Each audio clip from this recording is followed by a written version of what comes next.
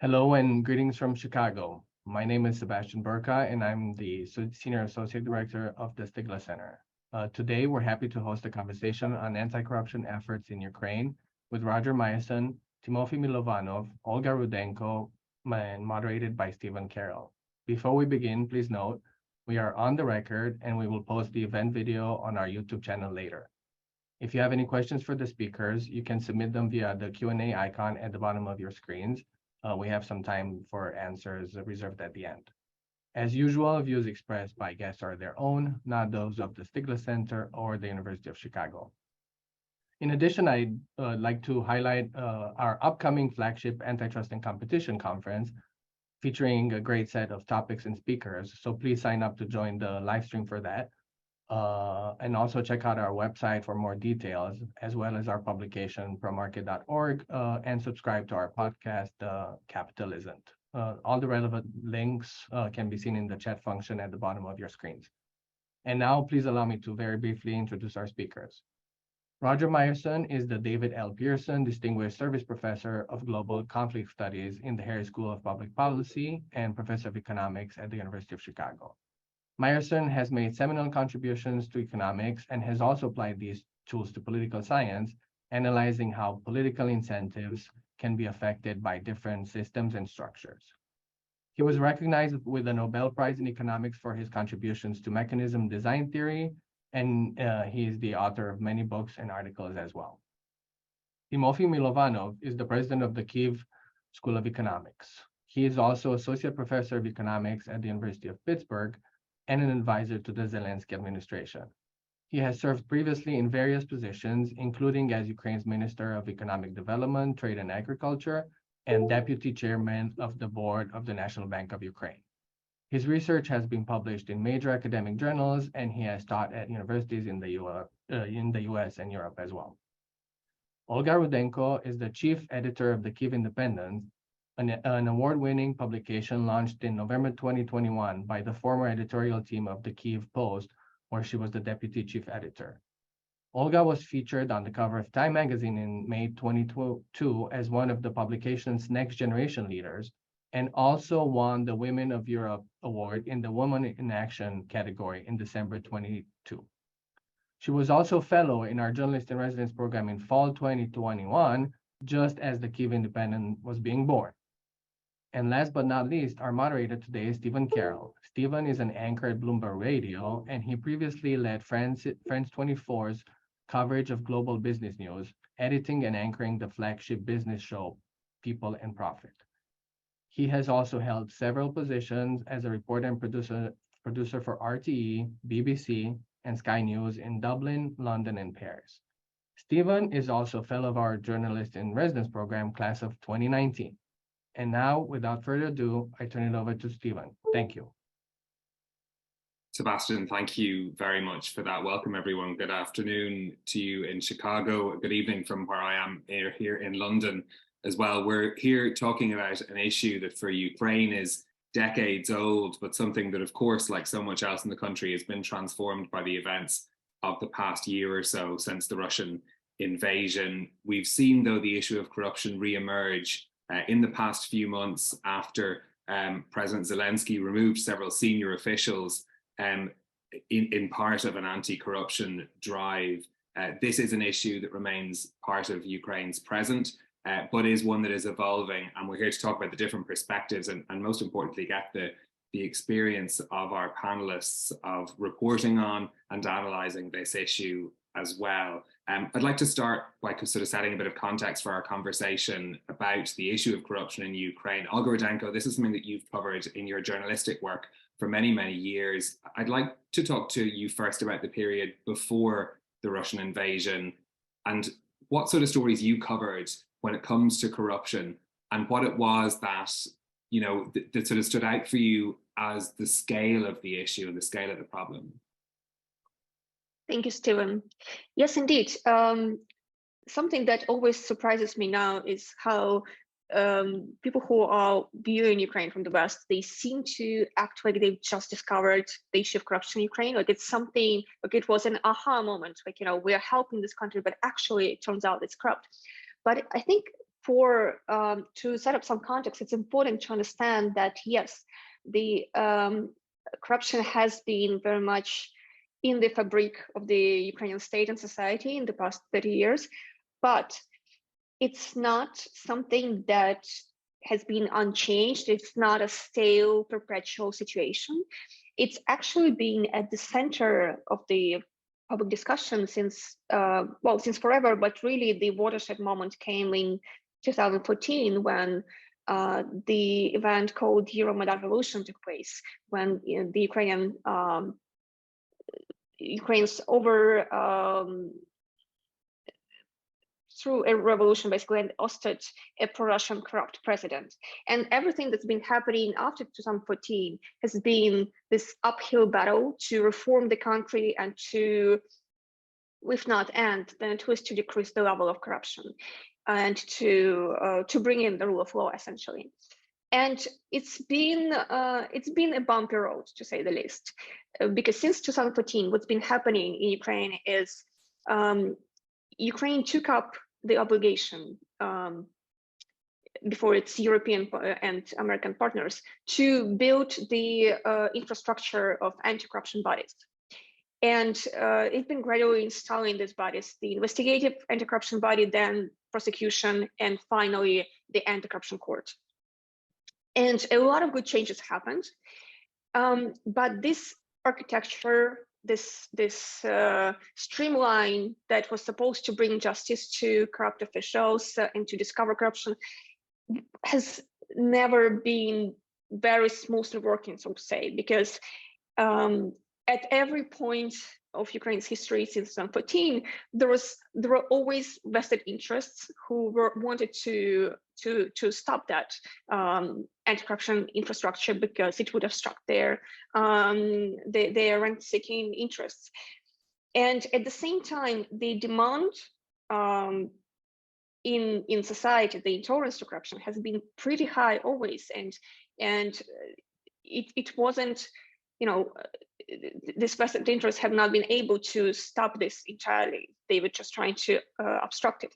And so working as a journalist and reporting on corruption in Ukraine since 2014 has been, I would say, half of the stories are about corruption scandals taking place, and somebody is taking a bribe, somebody was a recording, a wire-taped phone call or conversation was leaked with a lawmaker or somebody discussing bribery or whatever. And then the other half of the conversation is about how somebody is trying to dismantle this anti-corruption infrastructure that is being born in Ukraine. And that was our whole narrative. I mean, this was such an overwhelming narrative. If you're a reporter in Ukraine, you could run a separate publication just focused on corruption, which actually exists in Ukraine. And that gave birth to a very strong actual tradition of investigative journalism in Ukraine, because up until the beginning of the full-scale Russian invasion, there were several absolutely stellar teams of investigative journalists focusing on corruption. And just imagine that. Having at least 3 weekly TV shows that are investigative shows that are uncovering corruption. And each week, each one of them has one or several investigations uncovering corruption. So there was enough material for that. And the stories we would write about, especially in the last couple years before the full-scale invasion, they would be normally something like there was a notoriously corrupt top-level judge, for example, not just a judge, but a whole court in Kyiv that was one of the most powerful courts in Ukraine that was notoriously corrupt, to the level that a wiretapped conversation exists online for several years of top judges of the court discussing bribery, and nobody's denying it's them. And the anti-corruption bodies are still trying fruitlessly to bring them to justice, which is very difficult. And up until almost the beginning of the full-scale invasion, the court was still existed, and there was still the judges were still in their jobs, which is amazing if you think about it. Then there were stories about lawmakers taking bribes.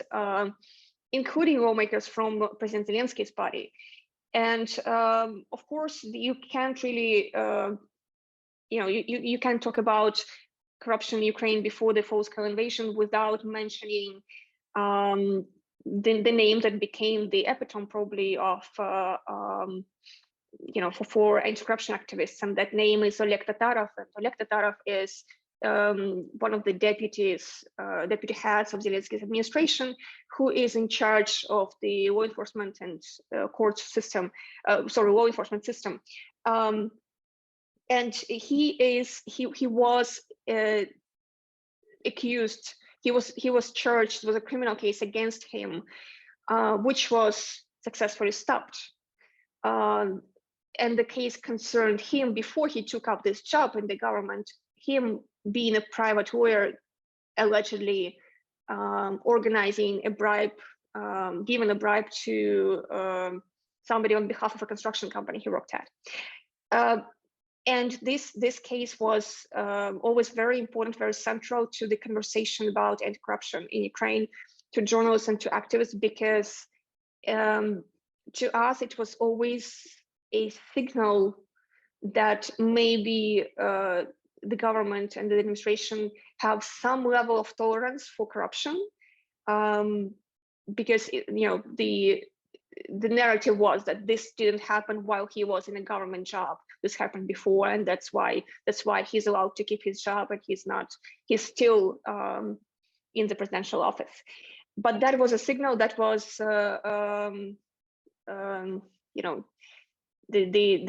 big test case that everyone in the anti-corruption community saw as something to watch if you want to understand whether the president's team really is going after corruption. So there was a million stories like that, million developments like that, and as I said, I was working in a weekly newspaper, and we could have easily filled all of our pages with stories about corruption and the fight against corruption, which was a major narrative in Ukraine since 2014. I think that's a fascinating set of examples and gives us a really clear idea of, as you say, the volume of stories that you were reporting on in colleagues as well. Tymofiy Mylovanov, I just want to turn to you next from the Kyiv School of Economics to talk about, I suppose, from an economist's point of view and from your various experience in the different roles that you've had, what does the data tell us about the extent of this problem, or how can we look at it from an aggregate position? So the corruption analytics is very challenging, because we can monitor the perception of corruption, and the usual metrics that we see, like Transparency International, the World Bank, others, they rely in different ways, but fundamentally on perception. For example, it could be analytics about what people think. It could be a survey, or it could be private interviews with top businessmen about the incidents of corruption. And there are selection issues, there are political issues, there are perception issues. So we might want to look at the prosecutions or investigations or criminal cases all. But then there is again an identification problem. Do we see more cases open because the system is working now, the anti-corruption prosecution system, or is it because there are actually more cases? And it's very difficult to make any definitive statement about a country which is in a flux, in a structural reform. Because as we are building an anti-corruption architecture, this is going to change the rate with which the cases are coming up. If it is successful, it's going to bring more cases. And so you will draw a wrong inference. So in my view, we really have to look at the industry by industry and the structural reasons and areas of corruption. And so if I were to separate them, one is, let's start with the central bank. Prior to 2014, central bank showed up as one of the most corrupt places under Yanukovych, under Arbuzov, the head of the central bank at the time. And basically it was a private coffers for any oligarch, any connected oligarch. You would open your bank, you would issue a loan to your own company, to a related party. And if something goes wrong, you just, bankrupt the bank and the taxpayers will pick up the bill. That's not a classic case of corruption, but it is corruption because you capture the regulator for the private benefit. And in the end, it's taxpayers' funds. So the budget still pays. It's not direct diversion of funds. It's not like you were supposed to buy helicopters for military or ambulances for healthcare. And instead of that, you built a palace like Yanukovych did, or so many other people did.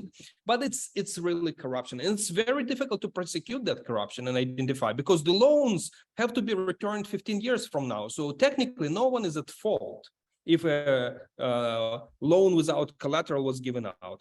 So what happened? Ukraine did a fantastic reform. And in 2014, 2016, it actually shut down half of the banks because it was strengthening regulations. Some of these banks were truly fraudulent, but others didn't just want to reveal their true owners, politicians, publicly exposed persons, or they didn't want to increase capital requirements. So they were engaged in questionable practices. So half of the banking system has been removed. And we have seen it working during the beginning of the war. On the first day of the war, the banking system stood up and worked. There was an attempt for the banks to go, conservative in the afternoon, stop making payments, but the regulator stepped in. Imagine, it's the first day of the war. Everyone is evacuating or going to be mobilized. Jets are over your heads, missiles are landing. Troops are being formed and called, Russians are in the capital or close to the capital. And the regulator has the ability to talk to a handful, not all, but a handful of strained banks that you guys have to continue to operate. The ATMs have to work.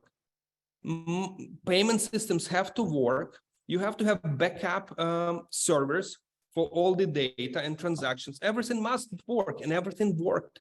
By the second day, the payment systems worked without interruption. And on the first day, most of the major banks worked. I paid myself for the water while jets were overflying me in Kyiv, the suburbs of Kyiv, close to Hostomel, with the credit card. I didn't have any cash. Everything worked. So it is amazing. And it's a result of cleanup of the sector. Now, it's never a static problem. It doesn't mean that you have cleaned up and no one tries to, corrupt it again, or just think of the Privat Bank case and all the legislation that we had to pass in order for it not to be returned to Kolomoisky, and the courts are still deciding on this, both in Ukraine and outside of Ukraine. Another successful case is procurement, electronic procurement, Prozoro.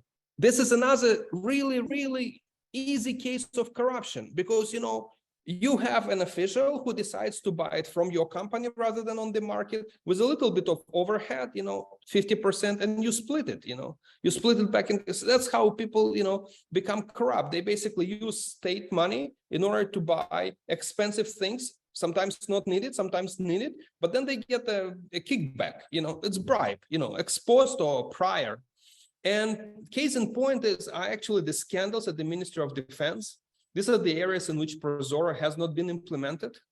And there are serious market design issues. I have looked into this. It's not so easy to find companies which can deliver to Bakhmut, So those companies necessarily have some monopoly power because they have the stock, they have the inventory, they have the capacity, they have the business officers who are willing to risk their lives at a moment notice. But still, we need to find a way to bring more transparency and accountability and spread the success of electronic procurement. Then the area in which reform has not been done, overall the energy market, and that's where we know oligarchs are still present. So in my view, the issue, fundamentally, the source of the issue is twofold. One is oligarchs, and many of these oligarchs have been partners or are Russian oligarchs.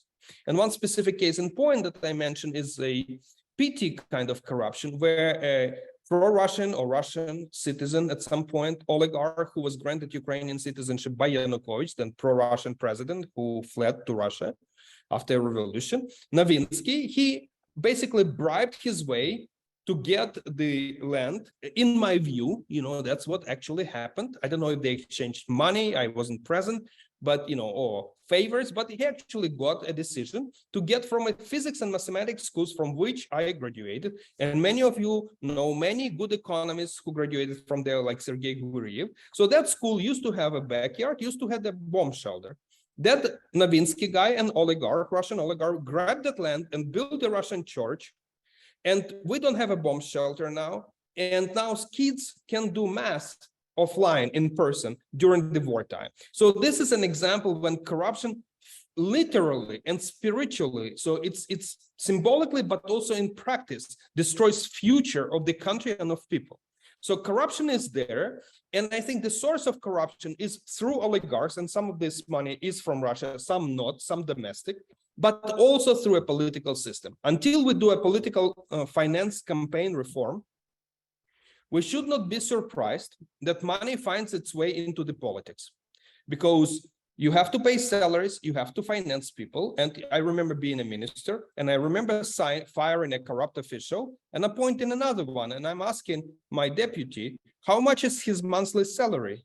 And they said 5,000 hryvnias, which was $200 at that time. And I'm like, what am I doing? Does it actually make any difference that I'm firing one guy who was getting $200 running a big state-owned enterprise and appointing another one? And I didn't have the authority to increase it because there is a political constraint on this. So I think two issues have to be reformed. Oligarchs have to be taken down, and we have to reform the way the politics is financed in Ukraine. That points us to a really interesting direction of where this story goes next. But I want to just step back for a moment and bring in Professor Roger Myerson for perspective for those of us. Roger, you're in Chicago, I'm in London. How should Americans, the other countries that are providing assistance to Ukraine, be thinking about this issue in the broader context of the conflict that we're looking at now? Yeah, I want to say, I certainly would just like to try to give a farther perspective. I'm a theorist. I'm an American. I've been to Ukraine several times since 2014. Each time, often as the guest of Tymofiy Mylovanov. I should say, I also subscribe to the Kyiv Independent. But I think, in some sense, I want to say to Americans and others outside of Ukraine that, in some sense, corruption is of the essence of the matter in the following sense. We should understand corruption, I think, and I hope that our experts will correct me if I misspeak here, but corruption was endemic to the Soviet system. I suppose under Stalin, brutal terror was a large part of what greased the wheels of government. But after Stalin's death, and certainly in the Brezhnev period, communist totalitarian government functioned by allowing people in power to control public assets for their own personal benefit and to enjoy privileges unavailable to the rest of the population. So in the post-Soviet world, corruption was a problem. I think one can characterize Putin's regime as being built on the continuation of corrupt benefits for the connected elite who manage his regime, and Ukrainians have the people in Ukraine have struggled to chosen to follow the different path the uprisings to guarantee the effectiveness of democratic accountability were largely motivated by an understanding that democratic accountability is the first antidote to corruption in government, and building what Tymofiy and Olga have called the infrastructure, or the institutions of anti-corruption, the anti-corruption bodies, the infrastructure of anti-corruption is something I certainly have witnessed in my visits. I should say I've published on auction theory, and I found the people from ProZorro who were driven by, as I understood, a passion to try to find a way to introduce transparency into the government procurement and sale of government assets, that both of which involve auctions. These people were were on the frontiers of auction theory and practice. They definitely, Ukraine is a place where, yes, there's a history and a culture of corruption, but there's also a really deep-rooted culture of anti-corruption in Ukraine. And in some ways, this war is fundamentally driven by the fact that, well, Ukraine and Russia are geographically and culturally and historically close to each other and closely related, and having the prospect of a democracy in Ukraine succeeding in uprooting a system of corrupt privilege in Ukraine could very possibly inspire the people of Russia to lose patience with their institutionalized corruption in the autocratic government of Putin and his cronies in the Kremlin. So in some ways, I think one can argue that the absolute fundamental reason for Putin to launch this war, and certainly all of his previous efforts to undermine Ukrainian democracy, have been driven by a fear of a success of democracy, in particular of creating a truly accountable and effective government in Ukraine. That is of the essence of the matter. And much has been achieved, and there's a passion in Ukraine to achieve more in the war and after the war. And in some ways, one should understand that the Yanukovych government, of course, Yanukovych must have enjoyed building a palace and a zoo for his private amusement, but in some ways, his Kremlin sponsors, the corruption that was encouraged from the top in his regime, it was a feature, not a bug, because seeing corruption in Ukraine helped to fuel their story that you don't want to be like those Ukrainians. Democracy isn't achieving anything for them, and since 2014. Democracy has achieved a great deal in Ukraine. People should understand that. Yeah, and we're seeing, I suppose, some of the consequences of that now as well. Olga, I'd like to come back to you and kind of talk about the present day situation, because, you know, if we look at the way that Ukraine has mobilized in response to the Russian invasion, I think you could be forgiven for thinking that corruption isn't a present day problem. Is there attention being paid to, we talked about the most recent scandal, but is there attention being paid to those issues now? Is there a space in your work to report on those issues now, given everything else that's going on in Ukraine? Yes, you know, there's been a watershed moment in that the first few months of the full-scale invasion, corruption indeed was not an issue, because basically we all went into what I can call a survival mode. There was a much more pressing issue, which was, you know, Russia's advancing and they want to kill whoever is Ukrainian, whether it's a corrupt official or it's a regular, I don't know, school teacher. They don't discriminate on that. So the corruption was not really an issue, and there was a sense that you know, even journalists and the government are kind of a united front against Russia, and there's still a sense of that when it comes to the war. At the same time, this started, you know, the awakening to other issues apart from the war happened, I think, in autumn. And you know, Ukrainian journalists, including some brilliant investigative journalists, started, you know, came back to working on uncovering corruption including in the government. I mean, including the defense ministry. Even that's the thing that Tymofiy referenced. And there are basically two opinions in the site about that. One is the opinion that is shared, I know for a fact, by most people in the government and in the presidential administration, and by some people in Ukrainian journalism community. And that opinion is that there should be a taboo on this topic, because if corruption scandals get out, it can hurt Ukraine's image abroad, and it can hurt Ukraine's chances of getting aid, which we depend on to survive in the fight against Russia. And also it can, you know, break up the unity inside the country, because you can imagine what Ukrainian soldiers in Bakhmut in eastern Ukraine, who are in the trenches there dying think when they read in the news that somebody is stealing millions or billions of hryvnias in the defense ministry in Kyiv. And then there is a second school of thought, which I adhere to, and that is that there is there's never going to be the right time to talk about corruption. It needs to be talked about now, because we are in Ukraine. We are not a society that shies away from topics like that. We are not Russia, and censoring these topics or avoiding them would be really going against the core, the identity of Ukrainian society, the identity that it won in 2014, and it keeps winning in this war.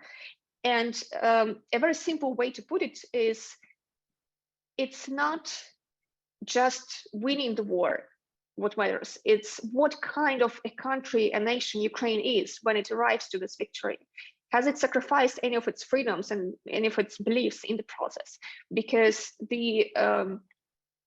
again, the soldiers who are dying for Ukraine are not dying for a country that is not talking about corruption and is allowing it. They're dying for a better country than that. And just to reference something that Tymofiy said earlier, because I have this uncontrolled urge to correct incorrect facts when I hear them. A couple of things that Tymofiy referenced. One, the biggest corruption scandal that has shaken up Ukraine since the start of the full-scale invasion that happened a couple of months ago, and that concerned a big contract for procurement of food supplies for the army. That's the defense minister scandal. Tymofiy said that it concerned the delivery of the food to Bakhmut, which is the main hotspot in the war now, and that that's what could have influenced the price, which was higher than normal. I just pulled out the story on my phone to double check. That was the contract specifically concerned deliveries to non-frontline areas. So and the contract, yeah, Tymofiy, just let me finish.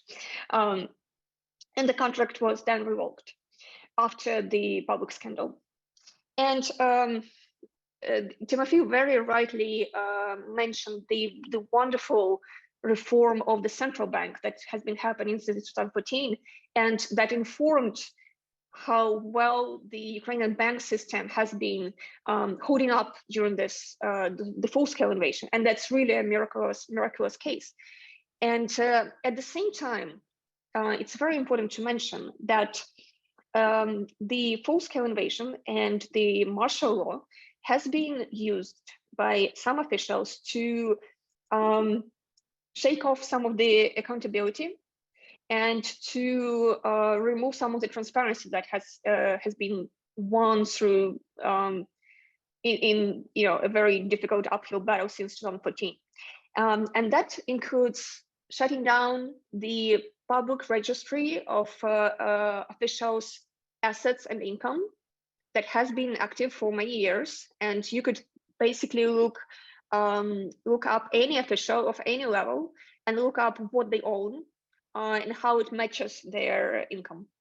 And that was a very important tool for journalists and anti-corruption activists who were keeping them accountable. That is now, there's no access to that anymore. And the pretext for that is that, according to the head of the agency that runs this public declarations, the pretext was that when Russians were approaching Kyiv in the beginning of the full-scale invasion, they shut everything down and uploaded everything to the cloud to avoid data being leaked to them, not leaked by like taken. If they storm the office of the agency and they have the data and there's everything about, including people in the defense ministry and so on. So it's sensitive data. However, as you very well know, Kyiv is a pretty safe place now, but there is still no access to the registry. And that's just one of several examples of that. So I just think that it's very important to know, to not paint a too rosy picture that can be debunked by a 15-minute Google search, but to talk about these issues openly. That's why I'm making this comment. Sure, Tymofiy, let's go back to that. I think we appreciate the clarification on the food contract issue, but this kind of broader sense of is there backsliding that could happen on that progress given the circumstances in Ukraine now?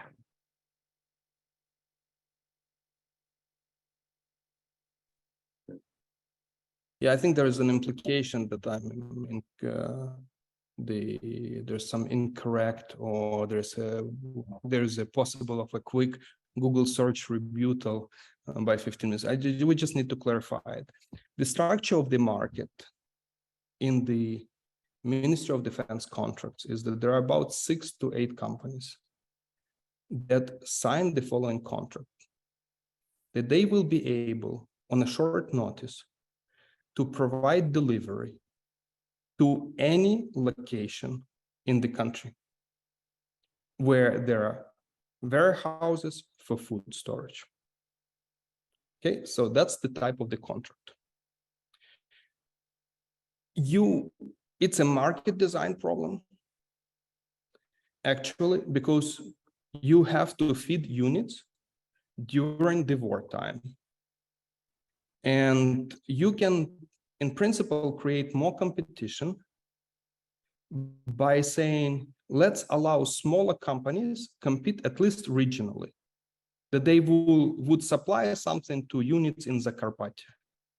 The Ministry of Defense rejects this argument by saying that we can't guarantee that the units in Zakarpattia will not be deployed to Bakhmut or to Kherson or to any other place. So therefore, since we can't predict who is going to be deployed where, we don't want to take responsibility on logistics of food. We want companies to take care of logistics of their food. And in practice, there are several groups in the country powerful enough to maintain logistics during the wartime. And therefore, they hold monopoly power in the market. And therefore, they hold rents. And therefore, there are scandals that their pricing is above the market and way above moving from A to B. And so to address that, the Ministry of Defense, in addition to, it's not a simple problem of making the contracts transparent or putting them online. It's the problem of the Ministry of Defense being able to create logistics of the on-food delivery of the same level of efficiency that these companies can.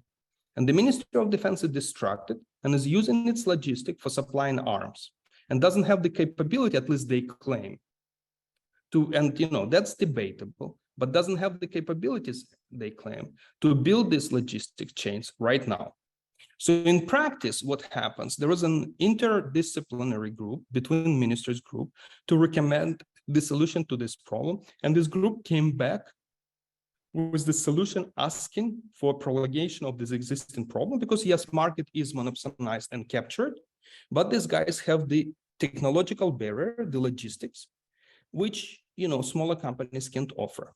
So in that sense, yes, it is a contract which can require the companies to deliver to Bakhmut. Of course, it's not going to be to the front line. It's most likely going to be Kramatorsk or Slavyansk, but will be to that area if that's what the Ministry of Defense requests. So to overcome this problem, we need to work on the market design. And with Roger, I think we worked on Prozoro sales, where we were facing similar type of questions, that there would be insiders which have preferential information about the assets. The assets could be toxic, and we designed a specific auction for Prozoro sales, which addresses that issue. So I believe specific designs are possible there, but the cavalier approach of saying, let's put everything online because it's safe in Kyiv, this is not going to work, because this information individually may be safe, but put together, that information actually constitutes information about specific tactical and strategic and operational data that is relevant to what the Ministry of Defense and what the Army Chief of Staff are doing. So this is not a, easy, let's do electronic procurement, put everything online approach. And I really asking people to take it seriously and study the subject and don't politicize it. And yes, there is corruption. And yes, this corruption is protected by the entry barriers, because the best recipe for fixing corruption is competition in case of procurement, is not putting something online. So this ministry group was trying to create a more competitive contract. But basically in the test pilot, no one showed up, because not of the pricing, but because simply the Minister of Defense wants deliveries and doesn't want to take the risks. And there are no companies except those which capture the market, which can deliver that. And so, it's a market design problem. Okay, I don't want us to get sidetracked on necessarily the details of contract. The point and the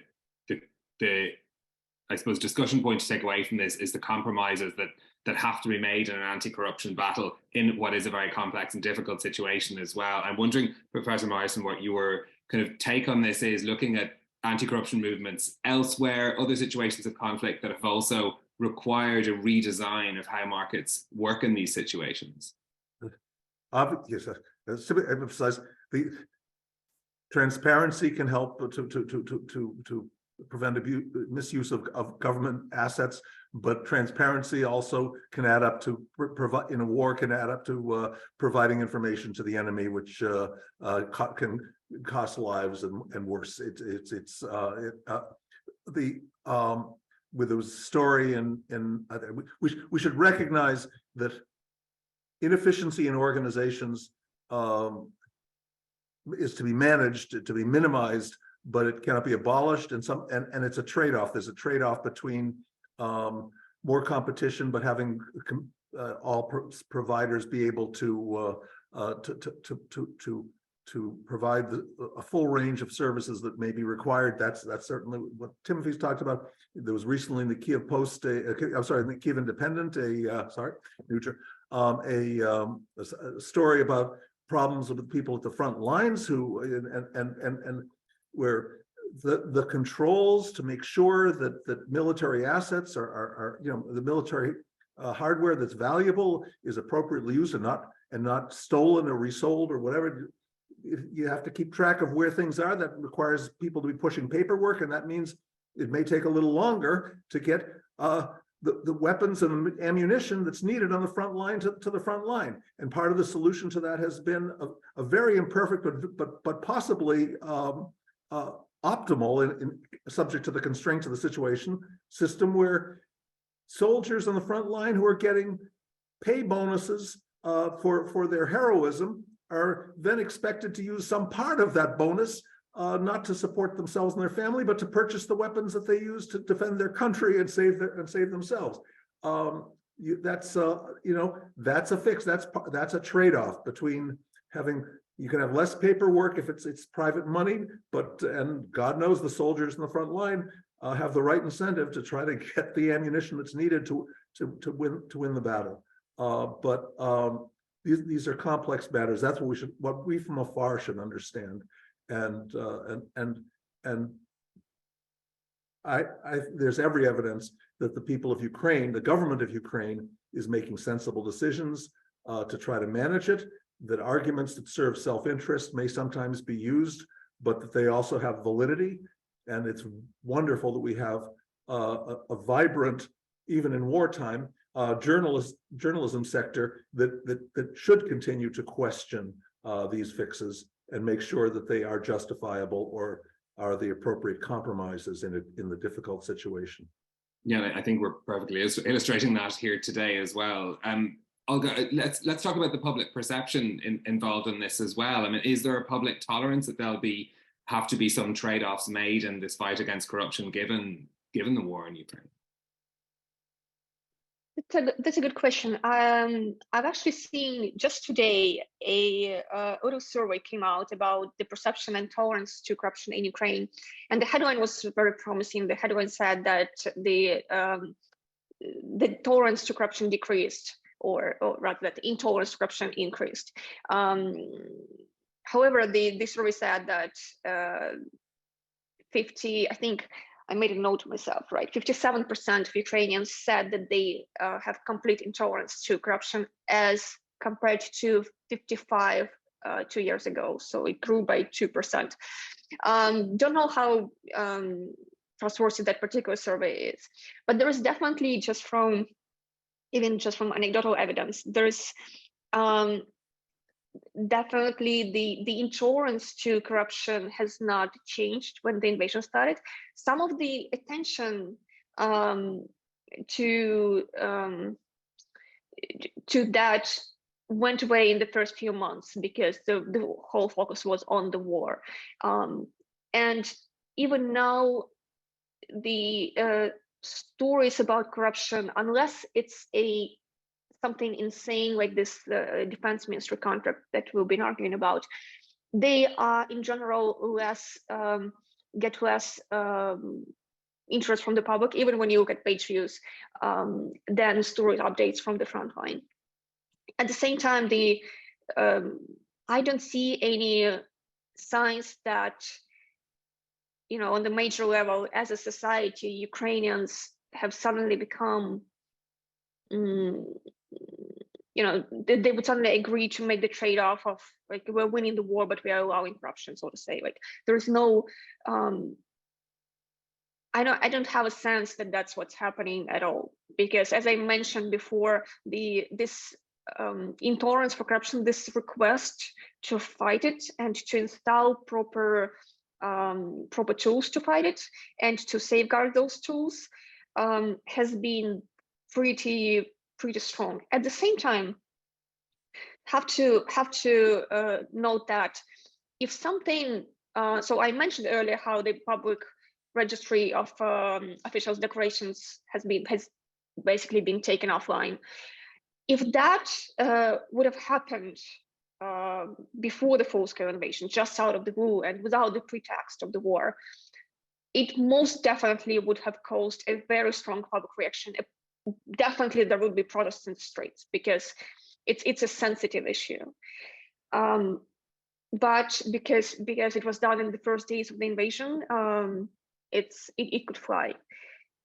But it's still very much at the center of the discussion about corruption. And yes, also wanted to quickly make a note on, Tymofiy mentioned that to dismantle corruption in Ukraine, two things need to happen. The way the money flows to the political system, or to politics rather, should be changed. And also the oligarchs should be taken down. Counterintuitively, the war has actually helped that, in the sense that the Ukrainian oligarchs who have owned this country for years, the same 5 or 6 or 7 people, depending on who you include, they have never been as weak as they are now. A lot of them have lost their assets in the east of the country. They have lost most of their media influence, including because of the martial law, and including because of a very special regime that the Ukrainian television operates under currently. So the oligarchs have never been as weak as they are now. So there is an interesting way in which the war contributed to the fall of the oligarchs. Not to say that they can't bounce back in some time. But I think that's a really interesting point as well. I do want to remind you, by the way, if you want to ask questions, please do use the questions and answer function in the chat. We've been looking at some of them there. Timothy Lyman asking, is there any chance that corrupt officials would be tried and held responsible? Timothy, I know that you've been diligently typing responses as well, but if you could share for everyone else your view on that subject of how officials could be held accountable for some of the corruption that you've talked about. So I think that I have not yet seen deep state or high-ranked people who I know. I can't, I'm not a court and we're in public domain, but I have had access to classified information. I have had access to a lot of people who shared information with me, and I have had some, I've been a minister, so, I understand how votes are gathered in the parliament. and what what are the favors. It's not quite money changing hands, but it's a distortion of the there is this public good distortion. So and some of this is justified and some of this is purely evil, and it's a separate long conversation of political economy, and that's why I'm saying we need to clean up the political system that it operates according to different rules. I would add the third one, actually, lobbyism. We have to make sure that lobbyism is done in civilized way through lawyers who disclose what we decide they have to disclose and don't disclose what we have, has to be private, and they might be certified or something. So that would be a third reform that we need to be done. And the fourth one, I'm sorry, just we need to strengthen the competition authority. That it can go after the oligarchs and large monopolies, because oligarchs and large monopolies, they have to be broken up. I agree with Olga about they being weak, but also understand, let's say in energy, some of the oligarchs still continue to hold the same assets, although these assets are now 30% of what they were. But still, these oligarchs, and I know it for a fact because I've been told, of conversations, making this kind of offers, saying, guys, you have to build back this kind of transmission or generation or power or whatever. I'm not going to reveal which oligarchs are saying this or which groups are saying this. And if you don't, we simply are not going to do anything, and the country will not be capable to produce or distribute electricity. And this is the kind of conversations they're having. They should not be allowed to be having this conversation. Yes, they don't have those assets, but the problem is still, and I agree with Olga that they're much weaker, but that's what concerns me. I'm thinking about unexpected or what can go wrong. And I think they still have power because they are now putting on the table, not that they have these assets, but they say we're the ones who can rebuild those assets the fastest. And you need the economy running. So give back us our power through investment, through deals, through preferential treatment. And so we really need to think about how competitive the markets will be and the competition authority after the war, during their build. Are there chances that these guys will be persecuted, the guys who will be, who are corrupt? Absolutely. Absolutely. So what I hear from people who I consider to be deep state is the jokes of the type that the times are so tough that it's not even worth trying to earn any money of the state. Now, whether they're saying the truth or they're just being, they're being playful about this, but this is a very different mood. Olga is also correct that in the beginning of the war, these guys were just under the table, they wouldn't do anything. But also I have seen that sometime in the summer, some of them started doing things which I think they should be executed, lynched for. For example, I know an official who I, as a minister, fired, but I didn't have evidence in the court to prove him that he is corrupt. But I knew it, so I fired him. He sued me in court, opened a criminal case, restored himself in power, stayed in power. I was not a minister anymore. I had criminal investigations after me. But what this guy did during the wartime, it embezzled $5 or $10 million of state money and ran away with it from the country. Now he's Interpol wanted and so on and so forth. So I think some people are being persecuted, but we're not yet seeing the systematic, kind of going after the puppet masters kind of war where we take down the networks. Individuals we do, but the networks not yet. And I think it's going to be a complementary effort of both an economic, political, and a legal side. You can just think that the legal or law enforcement will do it alone. It has to be three arms: economics, politics, and law enforcement. Olga, you wanted to come in on that point as well. I just wanted to kind of factor into your answer, if you would, the question of, are there legal loopholes that are available that facilitate this when it comes to the oligarch question?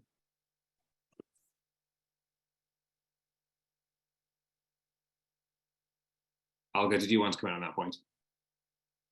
Sorry, I thought you were asking Tymofiy. I'm sure he is more knowledgeable about that. Of course, the oligarchs have for decades the same group of people. When I say the oligarchs, it's not like a rotation. It's like 5 or 6 or 7 people who have been in power for the last 15 years or more. they have had control for a long period of time over how the legislation was made. So they have, of course, put in certain loopholes for themselves, for their interests. At the same time, a lot of times they would pursue their interests not exactly through loopholes, but through things like, so to give like a simple, I think, example of how an oligarch would be ripping off the country before the full-scale invasion is one of Ukraine's richest oligarchs owns a lot of assets in steel plants, in metallurgy, and he needs to transport a lot of metal through the country to the ports where he sells it. So Ukraine has a railway monopoly. It's a state-run company that is a monopoly that operates all the whole railway in the country, both passenger and cargo. So the oligarch has this state company provide him the service of transporting his goods to the ports. He is paying an extremely low price on that, an extremely low price. So low that the company, the state-run, state-owned company, is subsidizing that. So the company is actually spending more money on doing the transportation than it's getting from the oligarch as payment for that. And what happens next is the company is in the red, and that needs to be subsidized. So in the end of the day, taxpayer money subsidize the transportation of oligarchs cargo throughout the country. And why does it happen? Because he controls somebody in the government body that defines the tariff for the transportation of this kind of goods. So you see what I'm saying? He didn't have to change legislation for that. It's controlling a few people in a very specific ways, and that was bringing him astonishing profits, basically, while ripping off the state. So it's simple as that. Just one quick comment to something that was said earlier. Well, actually, to everything that was said earlier. Tymofiy and Roger talked a lot about building the right system, the auction system, and competitive markets. Just a quick comment. All of it is super important, and all of it can go to hell if Ukraine does not build the right justice system. And if you have time as a Ukraine watcher to watch only one thing, only one marker to follow whether Ukraine is fighting corruption, that marker should be the court reform, the reform of courts. What happens with that? If you have time to watch two things, I suggest you watch that and whatever happens with the prosecutor's office. That is a really interesting point to follow on that. Roger, I wanted to come back to you on another question that we've had from one of the audience about what aid countries can ask of Ukraine to protect against corruption without disputing legitimate Ukrainian needs or objectives as well. This comes back to the idea of what people in the US should be thinking about and what the US authorities should be thinking about. Yeah, as I say, you've seen. My co-panelists who are experts from Ukraine have provided what I know is representative of a very wide movement against to understand the problem of corruption and control it, and in supporting Ukraine, we want to support that. People talk about it. If the U.S. government giving aid to Ukraine, we have institutions in the federal government like an inspector general who's supposed to make sure that the American taxpayers' money is spent well, and that's appropriate. But U.S. government inspections should be working with anti-corruption bodies in Ukraine to the extent that when they're monitoring monitoring the use of American funds in Ukraine. Anything that they see, they should be sharing information appropriately with anti-corruption bodies in Ukraine, and when permissible under the rules of war, of information in war, with the journalists who report to the Ukrainian people, because we're trying to support a country in Ukraine, a government in Ukraine that's accountable to its people, and it is therefore of the essence of the matter to help not the accountability should not just be to the United States people through their Congress, but also the people of Ukraine when we're talking about assistance to the government of Ukraine. However, please let me say, I think it's important in terms of the question, should Americans and other citizens of other countries that are providing support to Ukraine hesitate on voting for more assistance because they're concerned about corruption and waste? As I say, fighting corruption and waste is of the essence of the matter, but the real question to Americans about the money we're spending in Ukraine to help Ukraine is it effective for American goals? And I think the answer is manifestly yes. There, to the extent that some dollars worth of support are lost in waste or inefficiency or excessive controls. It could be not just stealing, but as I say, excessive paperwork. If they're to that extent, the support to the military defense of the country has less impact than it might have otherwise.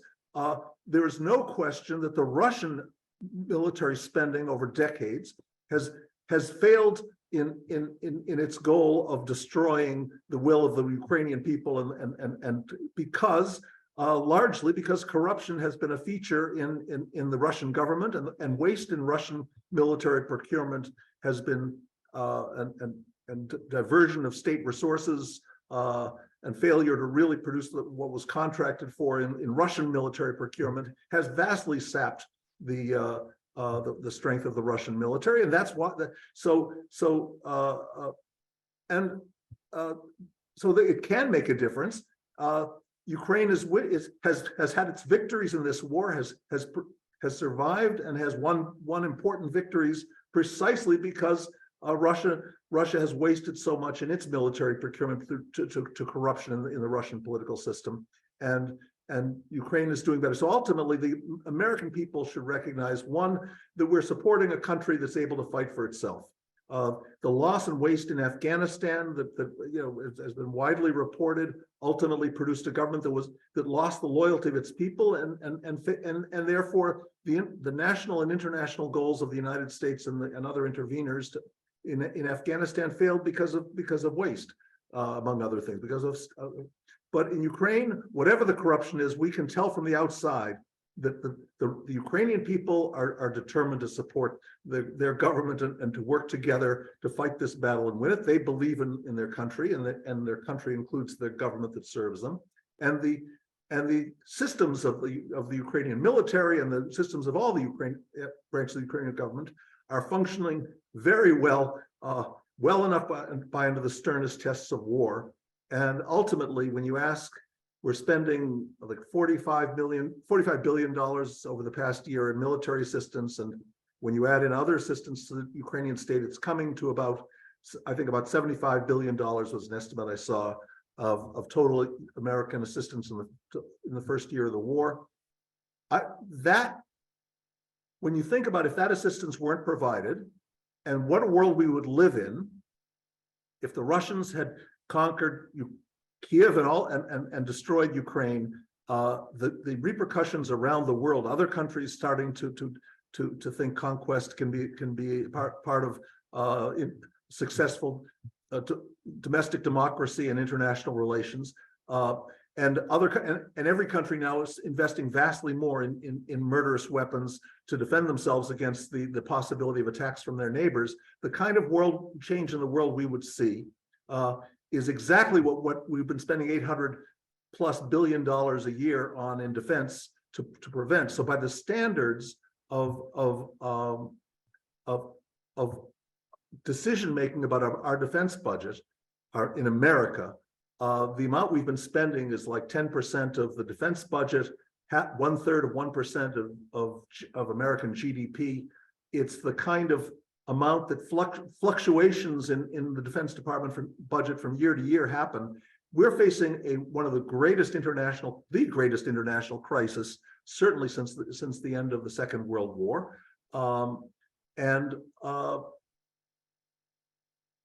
For a very small price to the American taxpayer, a very high price to the Ukrainian people whose heroism makes demands on them every day. But we Americans are getting something very cost effective for our in terms of building a better world by supporting Ukraine in this war, and by the standards of how we've decided to spend of the order of 3.5% to 5% of, well, 3.5% now, but it's been between 3% and 5% of GDP historically in recent decades of GDP on defense, on national security. I would argue that whatever corruption and other inefficiencies exist in Ukrainian government, it has been a very good investment for the United States. And that's what should matter most of all to the American voter and taxpayer. Yeah, as we're coming towards our last few minutes of this discussion, I wanted to kind of cast our mind towards the future from here as well. Tymofiy, I wanted to come back to you on the idea of this is a discussion that we've been focusing very much on corruption and tackling corruption. Are we missing other things that we should be thinking about when we're thinking about the future development of the Ukrainian economy through however long the war lasts and afterwards? I visited Chernihiv today, and I was in Kherson last week, and I talked to people from the occupied territories. And I put some of it on the Twitter, I'm shaking, and it's difficult for me to be as dynamic and energetic as I usually am. And we're missing it. And they showed me a basement today to which Russians put 160 or 70 square meters basement. They put 400 children and elderly and kept them for a month there. And all elderly above 80 died there because of the lack of oxygen. And there were infants there. And they would just wake up in the morning and carry out the people who died overnight. And this is concentration camps. And recovery in those villages requires rebuilding the communities and giving them some sense of future and jobs. And it's not about buildings. It's not about industry. It's not about investment. It's about someone listening to them and talking to them. And it's also about making sure that it doesn't happen again. And these people were very grim. We were telling them or saying that since, listen, this is over for you, at least that you survived, and said, yes, but so many of Ukrainians are still under occupation. And we know what it means. And you guys don't, because we survived occupation. And I think that's why we need to take the territories back. Not because it's a question of who owns land or what's right. It's because there are still people in those basements being treated as slaves and cattle and shot for entertainment daily. And yes, when we're talking about corruption, it's extremely important, but I think we're missing a way bigger point, that it is evil that has become industrial. And it takes humanity to stop that evil. And it's a challenge to us all. We'll take care of corruption after the war or during the war. And it's a problem, but there is industrial level evil, which has been created in Russia. And if you don't understand that, get informed, visit Ukraine, talk to survivors. It's a responsibility of a citizen of a democracy to be informed. So we must stop this evil. Thank you. Timothy, thank you very much. That's a very important point to make. I'm glad that you did. And I think we all appreciate the gravity of the situation that you're describing there. Olga, of course, telling stories like that is part of the function of journalism at a time like this, and being able to report the things that are happening in Ukraine, informing people all over the world, as you do in your work at the Kyiv Independent, to what is happening in Ukraine. I wonder, when you think about the future, what does the future of journalism look like in Ukraine?